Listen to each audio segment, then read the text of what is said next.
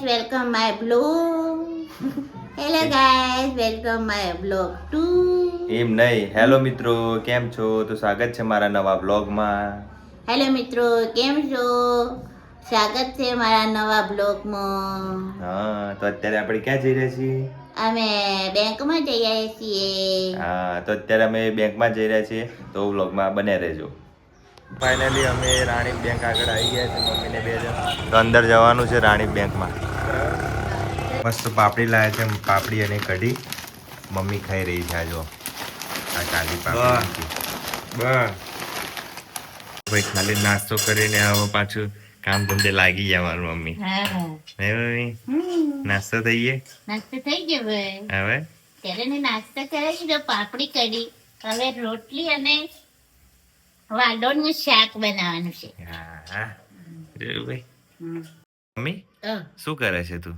આ ફુલાર કાપો બેટા. એવું એમ? હા. પણ તું એ દિવસ નથી કહેતી શું? ઇંગ્લિશ શીખવાનું?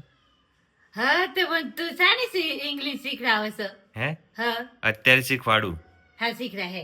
હે હા હું શાક કાપતી જઈને બોલે હા. હારું, હું કહું એમ કરું કે છે બરાબર? હા તું કેમ કે હારું. એમ કે what is your name? What is name? એવી રીતે નહીં. What is your name? What is known A what is what is your your name? Name? હા, હવે આખું બોલ. વોટ યુઝ નોમ એર? ખોટું એ તો આવડી જતી હતી. હું તને પેલું લખી આપે ને હા. એટલે તાર રોજ જોઈને બોલવાનું, બરાબર? હા એટલે કોઈને આપણે ઇંગ્લિશમાં પૂછવું હોય કે વોટ ઇઝ યોર નેમ, હા તમારું નામ શું છે, હા. તેવી રીતે પૂછાય એમ. હા કે તમારું નામ શું છે, તો કોઈને પૂછવું હોય તો વોટ ઇઝ યોર નેમ એમ, હા. બરાબર? વોટ ઇઝ નોમ એર? હા, એવી રીતે. વોટ ઇઝ નોમ હા. એર? પછી વેર are you from? Where are you from? From. Where are you from? હા, એટલે તમે ક્યાં ના છો? તમે ક્યાં ના છો? હા, એમ કેવું હોય તો વેર આર યુ ફ્રોમ એમ. Where are you from? એટલે હા. તમે ક્યાં ના છો? હા, ખબર પડી? હમ. અને વોટ ઇઝ યોર નેમ એટલે તમારું નામ શું છે?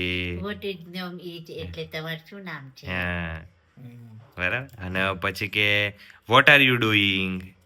What are you doing? હા, એટલે તમે શું કરી રહ્યા છો અત્યારે એમ. શાક કાપી રહ્યા છો? હા, એટલે કદાચ કોઈને પૂછવું હોય તમારે હા. ફોન કરીને હા. તો તારે કે what are you doing? What are you doing? હા, તમે શું કરી રહ્યા છો? શાક કાપી રહ્યા છો? એવી રીતના શીખવાનું. 2-3 લાઈનો હું તને શીખવાડે લખીને, એટલે તને આવડી જશે, બરાબર? સારું.